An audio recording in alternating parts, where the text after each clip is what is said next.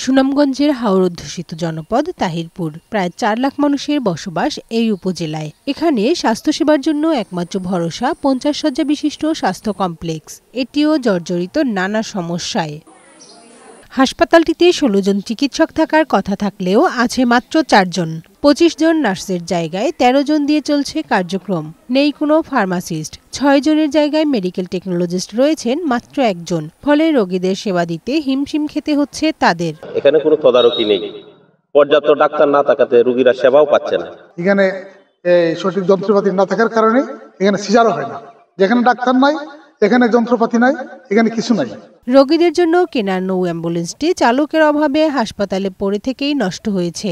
জনবল না থাকায় বিভিন্ন রোগের পরীক্ষার জন্য রোগীদের ভরসা ডায়াগনস্টিক সেন্টারে। ডাক্তাররা সেবা এবং সুন্দরভাবে এই স্বাস্থ্য কমপ্লেক্স চলে, এই আশা ভরসায় আমরা সরকারের কাছে চাচ্ছি।